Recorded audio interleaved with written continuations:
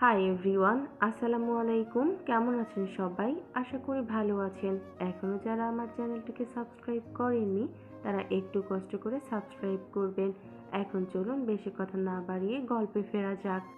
গ্রামের খুব সাধারণ ঘরে বড় হওয়া মেয়েটারও স্বপ্ন একদিন সে অনেক বড় হবে। তার যে বাবা নেই তো কি হয়েছে, সে বড় হয়ে চাকরি করবে। তাদের এই কষ্ট থাকবে না চিরকাল। করতে হবে না তার মাকে আর সেই চেয়ারম্যান এর বাড়ির কাজ। তার দু চোখ ভর্তি স্বপ্ন, সে অনেক বড় কোম্পানিতে কাজ করবে। তখন আর তার সেই অসুস্থ মাকে মানুষের বাড়িতে কাজ করতে যেতে হবে না। দুধে আলতা গায়ের রং তার, লাল ফ্রক গলায় ওড়না, চুল তার হাঁটু পর্যন্ত ঠেকেছে। ঘন কালো কেশগুলো ছড়িয়ে দেয়া হয়েছে এলোমেলো ভাবে। গ্রামের মেঠো পথ ধরে ছাগল এর বাচ্চা কোলে নিয়ে বান্ধবীদের সাথে হাসতে হাসতে বিকেলের রোদে আম চুরি করতে বেরিয়েছে তারা। গ্রামটার সৌন্দর্য অতুলনীয়, আর এই গ্রামের সবার চোখের মনি হচ্ছে সেই কালো কেশবহুল দুধে আলতার রং এর নিশীথ শিকদার নিশু। একমাত্র নিশু গ্রামের স্কুল থেকে গোল্ডেন A+ পেয়েছে। গ্রামের সবাই নিশুকে নিয়ে গর্ব করে। নিশুই একদিন তাদের গ্রামের নাম উজ্জ্বল করবে বলে মনে করে সবাই। আর অন্যদিকে বাংলাদেশের টপ 10 এর মধ্যে একজন বিজনেসম্যান এর ছেলে আয়ান চৌধুরী সোহাগ। বিলাসবহুল জীবন তার। এখন সে আমেরিকায় একটি ডুপ্লেক্স বাড়িতে থাকে। সেটা তার নিজের। 6 মাস হলো MBBS এর পড়াশোনা শেষ হয়েছে তার। সে এখন আমেরিকায় একটি ইন্টারন্যাশনাল হসপিটাল এ জবে কর্মরত রয়েছে। সুন্দর সুঠাম দেহি, ব্লু আইস, লম্বা ফর্সা। আয়ানকে দেখলেই যে কোনো মেয়ে নিমিষেই ক্রাশ খায়। অনেকে পিছেও পড়ে থাকে, বাট আয়ান কাউকেই পাত্তা দেয় না। Hey mister Ayaan, how are you? Ayaan কোনো মেয়ের সাথে সেরকম কথাই বলে না। যেটা না বললেই নয়, জাস্ট অতটুকুই বলে। তাদের একটি টিম রয়েছে, সেই টিমে 2জন মেয়েদের সাথে কথা বলে, যত পারে মেয়েদের এড়িয়ে চলে। এজন্য তিন্নিকেও সে এড়িয়ে যাচ্ছিল পাত্তা না দিয়ে। পেছন থেকে তিন্নি আবারও ডেকে উঠল, হেই আয়ান, শুনতে পাচ্ছ না? হোয়াট? গম্ভীর মুখে বলে উঠল আয়ান। আয়ান, চলো না আমরা আজকে একসাথে ডিনার করি। নো বলেই হনহন করে হসপিটাল থেকে বেরিয়ে যায় আয়ান। তার সেই ডুপ্লেক্স বাড়ি, সে ছাড়া কেউ থাকে না। একাই বেস্ট আছে তার, আর কাউকে প্রয়োজন নেই। রাগী, বদমেজাজি ও গম্ভীর একজন ডক্টর সে। আজ প্রায় সে 8 বছর পর বাংলাদেশে যাবে বাবার বিজনেস দেখাশোনা করতে।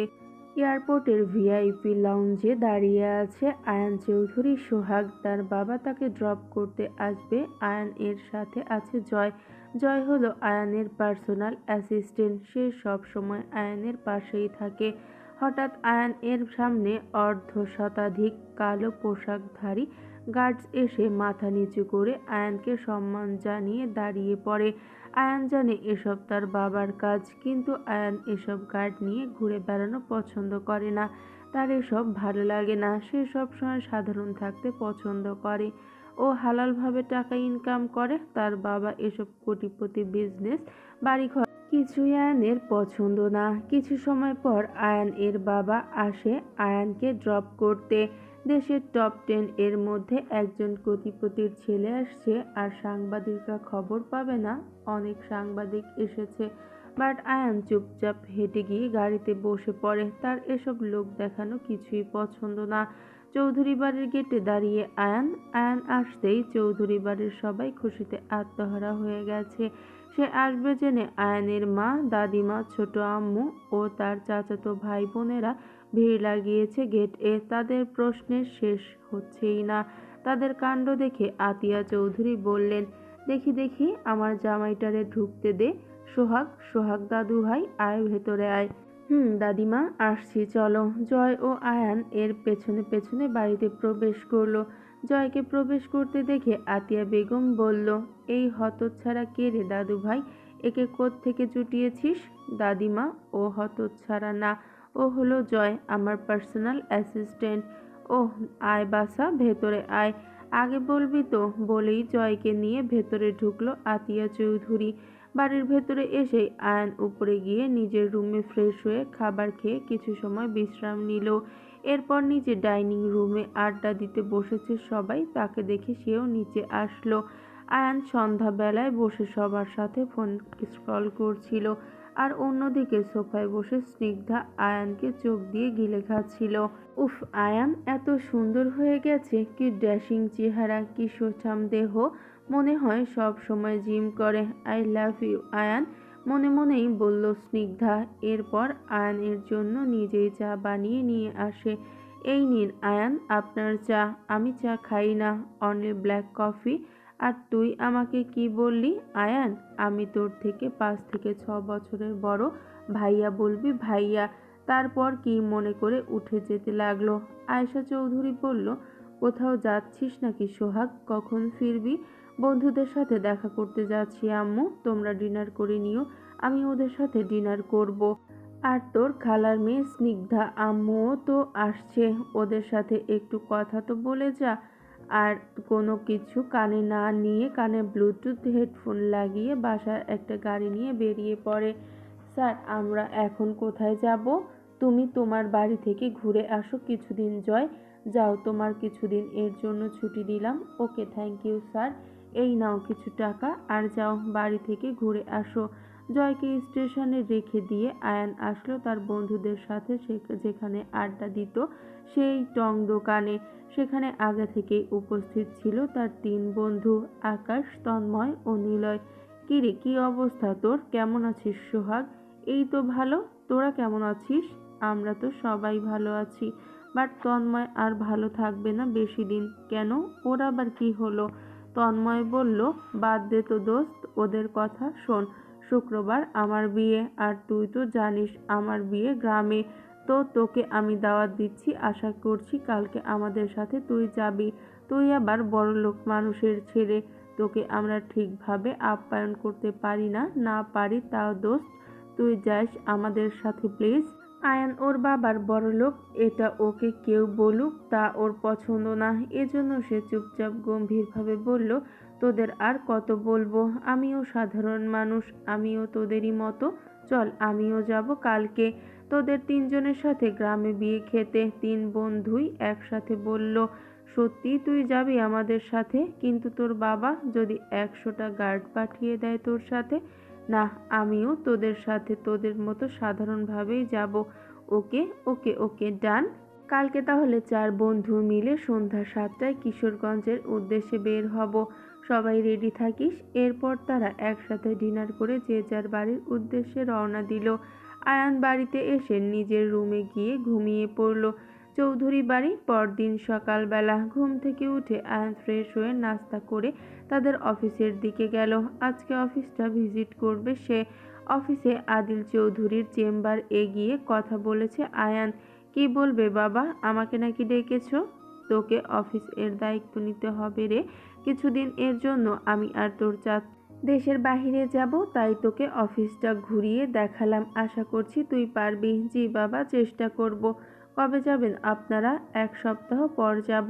ওকে বাবা, আমি আজকে কিশোরগঞ্জ যাচ্ছি আমার বন্ধুদের সাথে। আমি কোনো প্রকার গার্ড নিব না, আমাকে জোরও করবেন না। কিশোরগঞ্জ থেকে এসে তোমার অফিসে দায়িত্ব নিব। ওকে বাবা, বলেই নিজের চেম্বারে চলে গেল আয়ান। Rail station. সন্ধ্যা 7টা। সবাই সবার মতো ট্রেনে উঠে পড়ে আর ছুটে যায় ট্রেনটি তার গন্তব্যে, কিশোরগঞ্জ। গ্রামের চেয়ারম্যান বাড়ি। ট্রেন থেকে নেমে চারপাশের কাঁচা রাস্তা, ধানক্ষেত আর নরম বাতাস শহরের কোলাহলের পেছনে ফেলে সবাই যেন এক অন্য জগতে ঢুকেছে। আয়ান গাড়ি থেকে নেমে চারপাশ একবার তাকালো। এটাই তোদের গ্রাম? সে হালকা বিরক্ত গলায় বলল। তন্ময় হাসলো। হ্যাঁ রে দোস্ত, এখানেই আসল জীবন। তন্ময় খুশিতে বলল, চল আমাদের বাড়িতে, আমার বাবার চেয়ারম্যান বাড়ি। আজ রাতেই বিয়ে। গ্রামের ভেতরে ঢুকতেই উৎসবের রং চোখে পড়ল। আলো, মাইক, রান্নার গন্ধ আর মানুষের ভিড়। চেয়ারম্যান বাড়ির সামনে বিশাল আয়োজন। অন্যদিকে নিশুর বান্ধবীর বাড়ি কোণে বাড়ি। একই গ্রামে আরেক প্রান্ত, অন্যরকম ব্যবস্থা। নিশুর বান্ধবীর বাড়িতে বিয়ের সব আয়োজন চলছে। মেহেন্দি, সাজসজ্জা, রান্না আর মেয়েদের দৌড়াদৌড়ি। নিশু সকাল থেকেই সব সামলাচ্ছে। তার মুখে ক্লান্তি থাকলেও চোখে হাসি। নিশু জল দে, অতিথি এসেছে। কেউ ডাক দিল, আসছি। সে দৌড়ে গেল। ঠিক তখনই নিলয়ের বরযাত্রীর দল চেয়ারম্যান বাড়ি থেকেও রওনা দিল কনে বাড়ির দিকে। গাড়ির লাইন, ঢোল আর হাসির শব্দে পুরো রাস্তা ভরে গেল। আয়ান জানলার বাহিরে তাকিয়ে আছে। গ্রামের কাছে রাস্তা, ধানক্ষেত আর দূরের আলো। এই জায়গাটাও সুন্দর। সে খুব আস্তে বলল, কনে বাড়িতে তখন শেষ মুহূর্তের ব্যস্ততা। নিশু পানির ট্রে নিয়ে উঠানে যাচ্ছিল। হঠাৎ দূর থেকে ঢোলের শব্দ আরো জোরে শোনা গেল। বান্ধবী দৌড়ে এসে বলল, নিশু, বরযাত্রী চলে এসেছে। নিশুর বুকটা একটু কেঁপে উঠল। সে হাতে ট্রেটা ঠিক করে নিল। বাড়ির সামনে এসে থামলো গাড়িগুলো। বরযাত্রী নামতে শুরু করলো। আর সবার মাঝখানে আয়ান চৌধুরী সোহাগ ধীরে ধীরে নেমে চারপাশে তাকালো। এত মানুষের ভিড়। হঠাৎ অন্ধকারের মাঝে নিশু পা পিছলে পড়ে যেতে নিল। আহ! ঠিক তখনই কেউ একজন তার হাতটা শক্ত করে ধরে ফেলল। নিশু ভয় পেয়ে দ্রুত হাতটা ছাড়িয়ে নিল। অন্ধকারে কারোরই মুখ দেখা যাচ্ছে না, শুধু হালকা পারফিউমের গন্ধ আর গভীর কণ্ঠস্বর। সাবধান! নিশু কিছু না বলেই দৌড়ে সরে গেল। তার বুকটা অদ্ভুতভাবে কাঁপছে। অন্যদিকে আয়ানও কয়েক সেকেন্ড স্থির হয়ে দাঁড়িয়ে রইল। মেয়েটার মুখ এখনো দেখা হয়নি তার, শুধু নরম কণ্ঠটা কানে বাজছে। হঠাৎ পেছন থেকে আকাশ এসে বলল, কিরে, এখানে একা দাঁড়িয়ে আছিস কেন? আয়ান গম্ভীর গলায় বলল, নাথিং। এরপর আবার বাড়ির ভেতরে চলে গেল সবাই।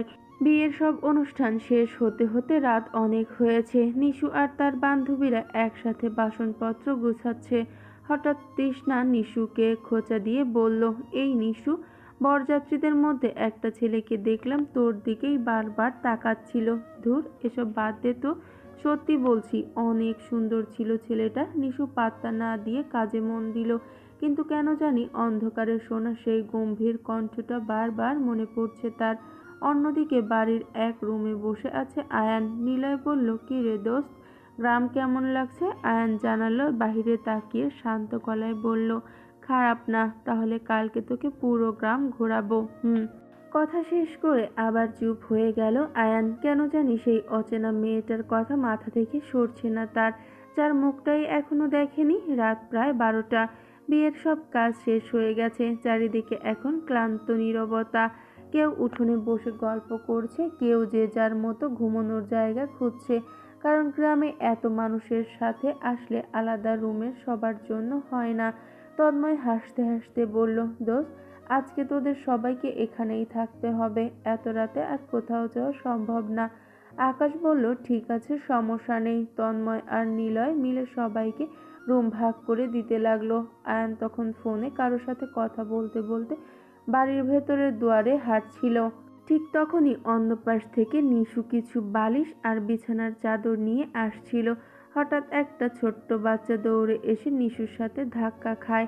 নিশুর হাত থেকে চাদর পড়ে যায় মাটিতে। আর সাবধানে বলে বাচ্চাটাকে ধরতে যায় নিশু। ওই সময় পাশে একটা খালি রুমের দরজা হঠাৎ বাতাসে বন্ধ হয়ে যায়। নিশু চাদর তুলতে গিয়ে ভেতরে ঢুকে পড়ে। আর ঠিক তখনই আয়ানও ফোনে কথা বলতে বলতে একই রুমে ঢুকে পড়ে। ধারাম! পুরনো কাঠের দরজাটা বাহির থেকে লক হয়ে যায়।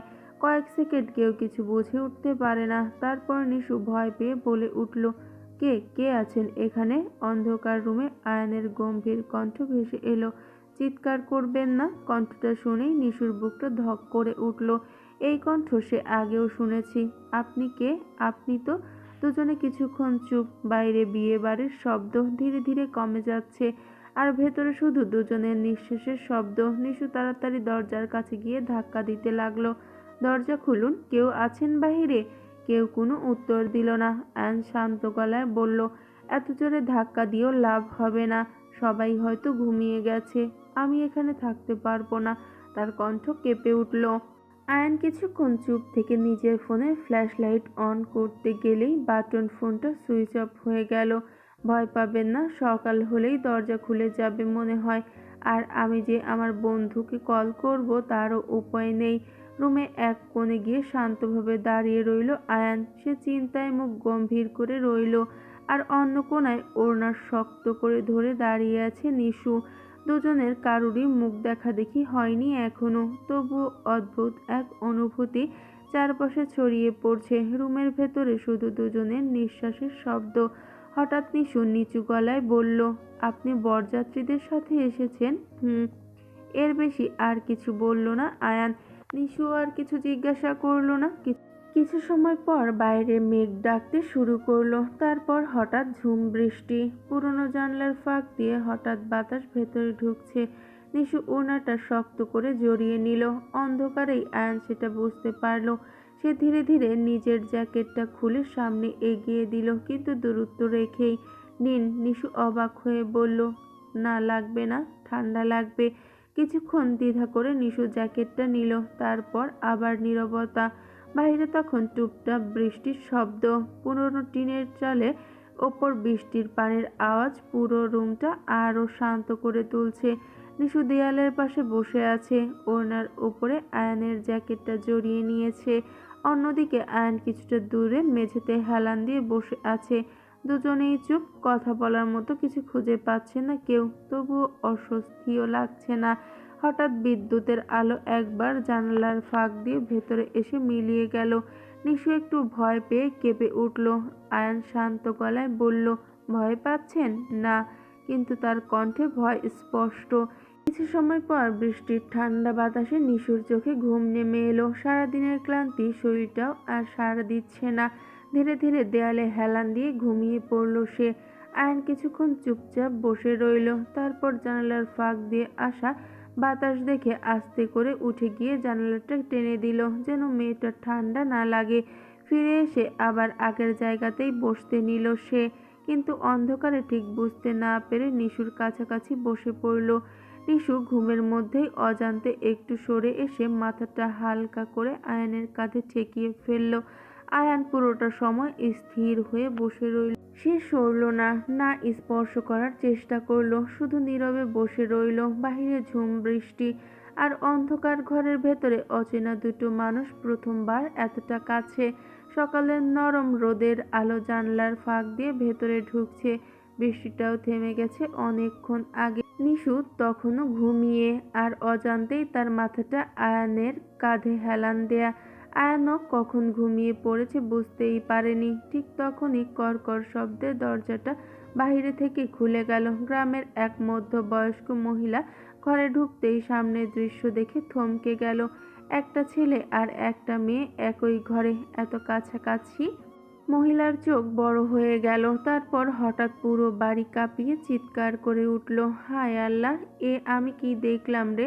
চিৎকার শুনে দুজনের ঘুম ভেঙে উঠে দাঁড়িয়ে গেল। আয়ানের দিকে না তাকিয়েই নিশু উঠে তৎক্ষণাৎ বড় করে ঘুমটা দিল। গ্রামের মেয়ে বলে কথা। নিশু কিছু বুঝে ওঠার আগেই মহিলা বাইরে দৌড়ে গিয়ে চিৎকার করতে লাগলো, চেয়ারম্যান বাড়ির ছেলের বিয়েতে রাতে মেয়ে মানুষ আর ছেলে মানুষ এক ঘরে আসিল, সারা রাত একসাথে আসিল। কয়েক মিনিটের মধ্যেই পুরো বাড়িতে হইচই পড়ে গেল। গ্রামের মানুষ একে একে জড়ো হতে লাগলো। নিশু ভয়ে কাঁপছে, তার চোখ দিয়ে টুপটাপ জল পড়ছে। না চাচি, এমন কিছু না, ভুলে দরজা বন্ধ হয়ে গেছিল। কিন্তু গ্রামের মানুষ কারো কথা শুনছে না। রাতভর এক ঘরে আসিল, আবার কয় কিছু হয় নাই, মেয়ের ইজ্জত শেষ, এখন বিয়া ছাড়া উপায় নাই। চারপাশে শুধু এইসব কথাই ভেসে আসছে। নিশুর মা দৌড়ে এসে মেয়েকে জড়িয়ে ধরে কাঁদতে লাগলো, আমার মাইয়াডারে শেষ কইরা দিলে আল্লাহ। নিশু অসহায়ের মতো চারপাশে তাকালো। অন্যদিকে আয়ন এতক্ষণ চুপচাপ দাঁড়িয়ে ছিল। তার রাগ ভয়ানকভাবে বাড়ছে। সে এসব গ্রাম্য বিচার একদম পছন্দ করে না, কিন্তু যখন দেখলো সবাই নিশুর দিকে আঙ্গুল তুলছে, মেয়েটা অপমান আর কান্নায় ভেঙে পড়েছে, তখন হঠাৎ গম্ভীর কণ্ঠে বলে উঠল, চুপ করুন সবাই। পুরো উঠান নিস্তব্ধ হয়ে গেল। আয়ান শান্ত কিন্তু শক্ত গলায় বলল, ওর কোনো দোষ নেই, দরজা ভুল করে বন্ধ হয়ে গিয়েছিল। এক লোক বলে উঠল, তাইলে বিয়া করেন, না হলে গ্রামের মানুষ এই মাইয়ারে মানবে না। চারপাশ থেকে সবাই একসাথে বলতে লাগলো, বিয়া বিয়া বিয়া দিতে হবে। নিশু কান্না ভেজা গলায় কণ্ঠস্বর শুনে তাকালো আয়ান নিশুর দিকে। গ্রামে ভিড় ধীরে ধীরে আরো ভারী হয়ে উঠছে। নিশু একদিকে দাঁড়িয়ে কাঁদছে, আর তার মা তাকে শক্ত করে ধরে রেখেছে। চারপাশে শুধু একটাই কথা, বিয়ে দিতে হবে এখনই। নিশুর বুকটা কেঁপে উঠল। সে মাথা নাড়িয়ে বলতে লাগলো, না না, আমি কিছু করি নাই, বিশ্বাস করেন। কিন্তু কেউ শুনছে না।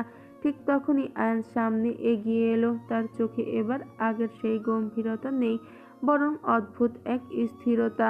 সে সবার দিকে তাকিয়ে শান্ত গলায় বলে উঠল, এনাফ। সবাই চুপ হয়ে গেল। আয়ান নিশুর দিকে একবার তাকালো। মেয়েটা ভয়ে, অপমানে আর কান্নায় ভেঙে পড়েছে। তারপর সে সোজা চেয়ারম্যানের দিকে তাকিয়ে বলল, আমি বিয়ে করব। আয়ানের এই সমস্ত বন্ধু ও সবাই এসে আয়ানকে বোঝানোর চেষ্টা করলো, কি করছিস আয়ান, বাদ দে এসব, তুই পালা, আমরা আছি। কিন্তু আয়ান শুনল না কারো কথা। এক মুহূর্তে পুরো গ্রাম নিস্তব্ধ। নিশু অবাক হয়ে তাকালো। কি? আয়ান বলল, আমি ওকে বিয়ে করব। নিশু কাপা গলায় বলল, না। আপনি কেন? আমি চাই না। তখনও নিশুর মাথায় ঘোমটা দেয়া। মেয়েটার মুখ দেখে নাই সে। আয়ান নিচু গলায় বলল, এটা তোমার ইচ্ছার জন্য না, এটা পরিস্থিতির জন্য। গ্রামের মানুষ হঠাৎ খুশিতে গুঞ্জন শুরু করলো, আলহামদুলিল্লাহ, ঠিক হলো, এবার আর কোনো কথা থাকবে না। নিশুর মা কাঁদতে কাঁদতে বলল, মাইয়াডারে বাঁচাইও আল্লাহ। কিন্তু নিশুর চোখে শুধু পানি। সে আয়ানের দিকে তাকিয়ে ফিসফিস করে বলল, আপনি আমাকে চেনেনও না, তবুও কেন? আয়ান তার দিকে সরাসরি তাকালো না। সেদিন গ্রামের নিয়ম অনুযায়ী দ্রুত বিয়ের সিদ্ধান্ত হয়ে গেল। কোনো সাজসজ্জা না, কোনো বড় আয়োজন না, শুধু সমাজের চাপ আর কয়েকজন মানুষের সামনে একটি নামমাত্র বিয়ে। নিশু সাদা লাল পেরে শাড়িতে বসে আছে, তার চোখে শুধু শূন্যতা।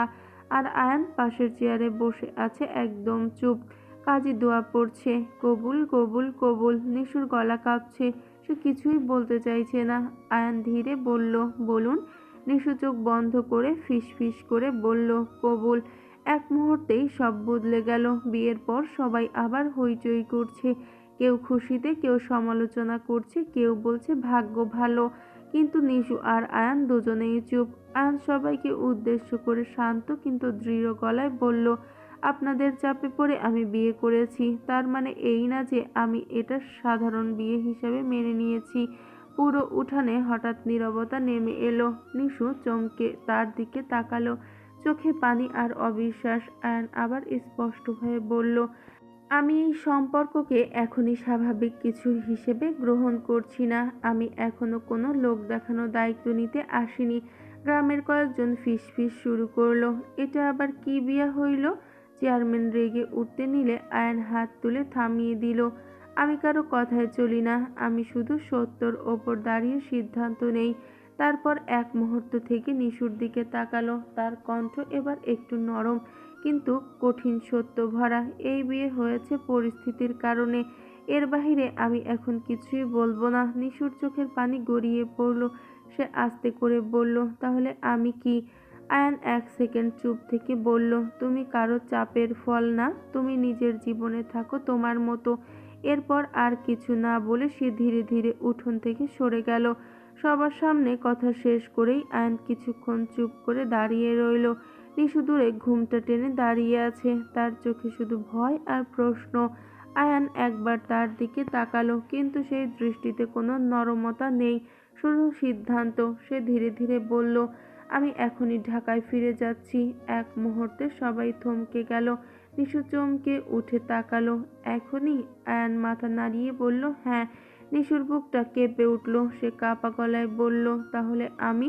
আয়ান তার দিকে সরাসরি তাকালো না, শুধু শান্ত গলায় বলল, তুমি এখানে থাকো, তোমার জীবন তুমি বাঁচবে। নিশু আর কিছু বলতে পারল না, চোখে পানি জমে গেল। গ্রামের মানুষজন ফিসফিস করছে, এটা কেমন বিয়ে হইল? কিন্তু আয়ানের কোনো কথাই শুনল না। সে ধীরে ধীরে গাড়ির দিকে হাঁটতে শুরু করলো, পেছনে না তাকিয়েই বলল, আমি কাউকে আটকে রাখতে আসিনি। গাড়ির দরজা খুলে বসে পড়ল। নিশু দূর থেকে শুধু দাঁড়িয়ে দেখেছে, তার চোখ দিয়ে টপ টপ করে পানি পড়ছে। গাড়ি স্টার্ট নিল, আর মুহূর্তের মধ্যেই আয়ান চলে গেল গ্রামের কাঁচা রাস্তার ধুলো উড়িয়ে। সকালের আলো ফুটতেই পুরো গ্রামে আগুনের মতো ছড়িয়ে পড়ল রাতের ঘটনাটি। নিশু রাতভর একটা ছেলের লগে আসিল। চেয়ারম্যান বাড়ির বিয়েতে কত বড় লজ্জা হইছে।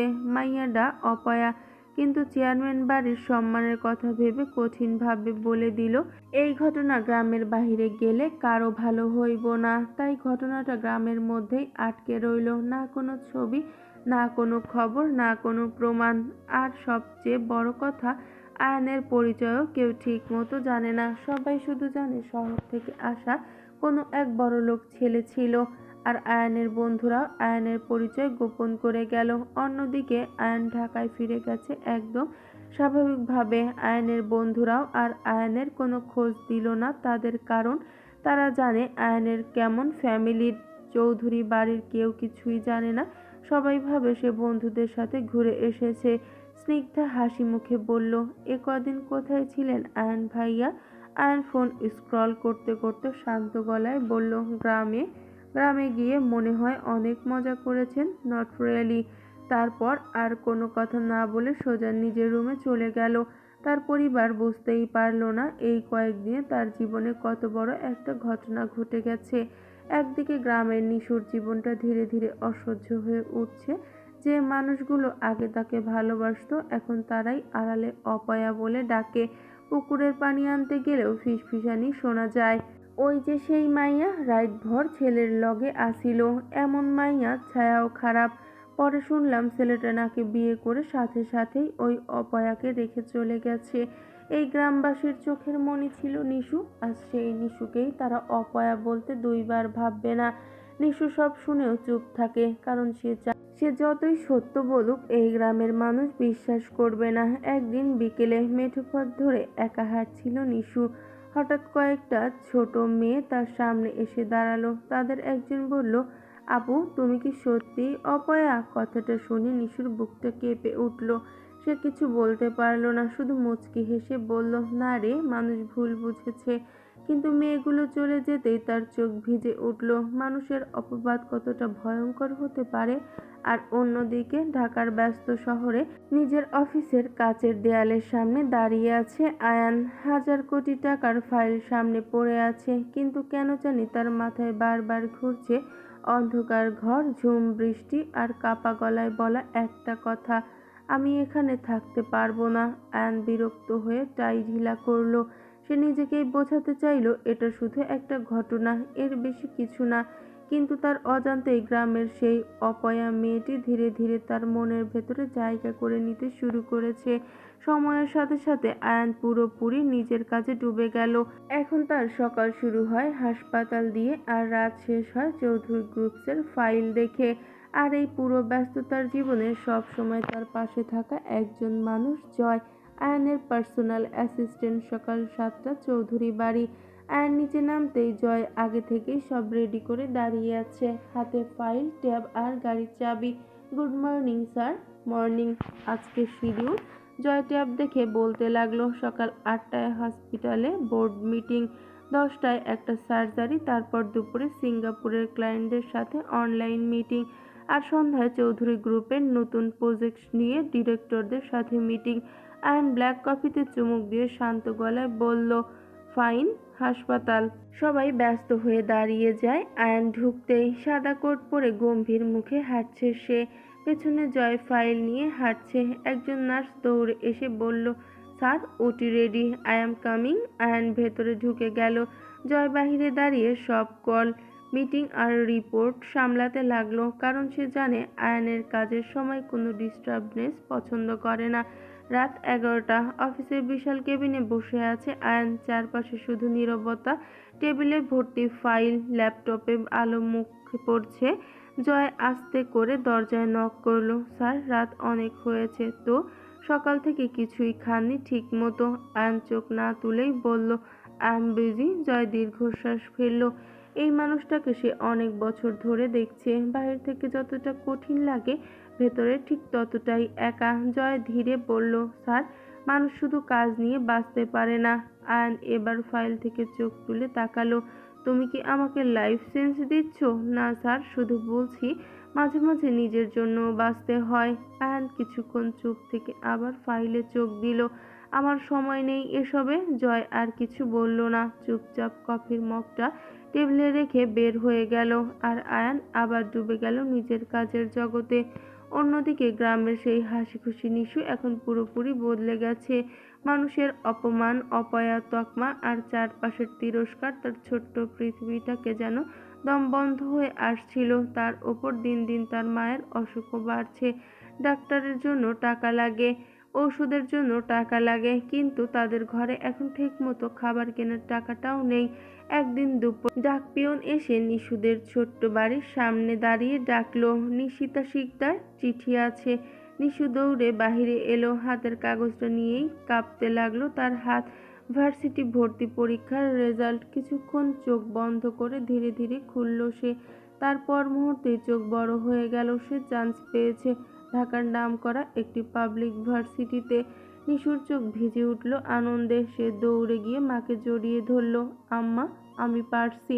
তার মা কাঁদতে কাঁদতে বলল, আমি জানতাম আমার মাইয়া একদিন অনেক বড় হইব, কিন্তু আনন্দের মাঝেও একটা ভয় ছিল। ঢাকায় থাকা, পড়াশোনার খরচ, মায়ের চিকিৎসা, সবকিছু কিভাবে হবে। তবুও নিশু হাল ছাড়ল না।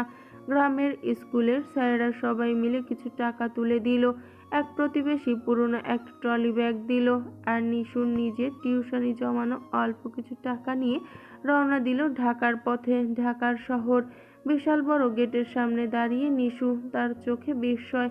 এত বড় ক্যাম্পাস সে আগে কখনো দেখেনি। চারপাশে স্টুডেন্টদের ভিড়, হাসাহাসি, ক্যাফেটেরিয়ার শব্দ, আর মাঝখানে দাঁড়িয়ে আছে গ্রামের সাদামাটা মেয়ে, লাল সাদা সালোয়ার কামিজ, চুলে বেনি, বুকে শক্ত করে ফাইল চেপে ধরে।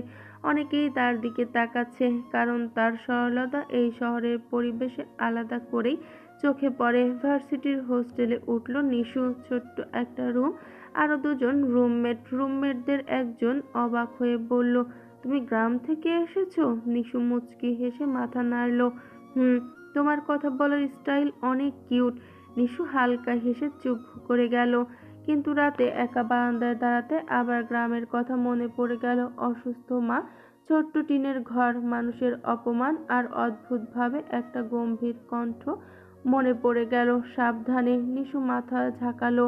না, সে আর এসব ভাবতে চায় না।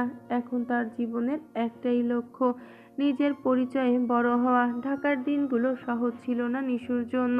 সকালে ভার্সিটির ক্লাস, বিকেলে লাইব্রেরি, আর সন্ধ্যার পর টিউশনি। নিজের খরচ চালানো, হোস্টেল ফি, আর গ্রামের বাড়িতে টাকা পাঠানো, সবকিছু একা হাতে সামলাচ্ছে সে। মাস শেষে যখন বিকাশে মায়ের কাছে টাকা পাঠাতে পারে, তখন মনে হয় এত কষ্ট যেন সার্থক। একদিন রাতে টিউশন শেষে একটু বেশিই দেরি হয়ে গেল। স্টুডেন্টের আম্মু বলল, মা, এত রাতে একা যেতে পারবা? নিশু হালকা হেসে বলল, সমস্যা নেই আন্টি, আমি চলে যাইতে পারমু। রাত প্রায় 10:30। রাস্তা প্রায় ফাঁকা, হালকা বৃষ্টি পড়ছে। রাস্তার বাতি আলোয় ভেজা রাস্তার ঝিলমিল করছে। নিশু ব্যাগটা বুকে চেপে দ্রুত হাঁটছিল। হঠাৎ পেছন থেকে একটা মোটরসাইকেল এসে তার পাশে থামলো। 3-4টা তাদের চোখে মুখে বাজে হাসি। একজন সিগারেট টানতে টানতে বলল, এই সুন্দরী, এত রাতে একা কোথায় যাও? নিশু বুক ধক করে উঠল। সে কিছু না বলে হাঁটা বাড়ালো। আরেকজন সামনে এসে রাস্তা আটকে দাঁড়ালো। আরে ভয় পাও কেন? আমরা তো একটু কথা বলতেই চাই। নিশু কাপা গলায় বলল, রাস্তা ছাড়েন ভাই। তারা হেসে উঠল। উফ, গ্রামের মেয়ে মনে হয়। একজন নিশুর ওড়না ধরে টান দিতে গেল। ঠিক তখনই একটা কালো গাড়ি তীব্র শব্দে এসে তাদের সামনে ব্রেক কষল। হেডলাইটের তীব্র আলোয় ছেলেগুলোর চোখ ঢেকে পেছনে গেল। গাড়ির দরজা খুলে ধীরে ধীরে নিচে নামলো একজন, কালো শার্ট, গম্ভীর মুখ, চোখে ভয়ঙ্কর রাগ। আয়ান চৌধুরী। সে একবার নিশুর দিকে তাকালো। মেয়েটা ভয় পেয়ে গাছের সাথে সরে দাঁড়িয়েছে, চোখে আতঙ্ক। তারপর ধীরে ধীরে ছেলেগুলোর দিকে এগিয়ে গেল আয়ান। ওর ওড়নায় হাত কে দিয়েছিল। শান্ত গলায় বলা কথাটা এমন ভয় ছিল যে ছেলেগুলো কিছুক্ষণ চুপ হয়ে গেল। একজন জোর করে হাসলো, ভাই, আমরা তো জাস্ট মজা করতেছিলাম। আয়ান কোনো উত্তর দিল না। পর মুহূর্তেই ছেলেটার কলার চেপে ধরে দেয়ালে আছড়ে ফেললো। মেয়েদের রাস্তায় দাঁড় করানো তোর কাছে মজা লাগে? তার গলায় এত ঠান্ডা রাগ ছিল যে বাকিরা ভয়ে পেয়ে পিছিয়ে গেল। একজন পালাতে যেতেই আয়ানের ড্রাইভার আর সিকিউরিটি ধরে ফেললো তাকে। আয়ান দাঁতে দাঁত চেপে বলল, আরেকবার যদি এই এলাকায় তোদের দেখি, হাত পা ভেঙে রাস্তায় ফেলে রাখবো। ছেলেগুলো ভয় পেয়ে দ্রুত পালিয়ে গেল। চারপাশ আবার নিস্তব্ধতায় ভরে গেল। নিশু এখনো কাঁপছে। সে মাথা নিচু করে বলল, থ্যাংক ইউ। আয়ান প্রথমে কিছু বলল না। তার গম্ভীর গলায় বলল, এত রাতে একা বের হন কেন? নিশু আস্তে করে বলল, টিউশন ছিল। কথাটা শেষ করতেই আয়ানের চোখ হালকা থেমে গেল। সে এবার ভালো করে মেয়েটার দিকে তাকালো। কোমর পর্যন্ত ভেজা চুলের বেনুনি করা, ক্লান্ত মুখ, হাতে পুরনো ব্যাগ। কিন্তু চোখ দুটো, এই চোখে সে কি যে দেখেছে, সেই কাজল চোখের মায়ায় পড়ে গেল। হঠাৎ তার মাথায় সেই গ্রামের রাতটা ভেসে উঠল। ঝুম বৃষ্টি, অন্ধকার রাত, কাপা কণ্ঠ। আয়ান ভ্রু কুঁচকে তাকালো। আপনি? নিশু এবার অবাক হয়ে তাকালো। দুজনে কয়েক সেকেন্ড চুপ। তারপর নিশু ঠোঁট কেঁপে উঠল, আপনি সেই?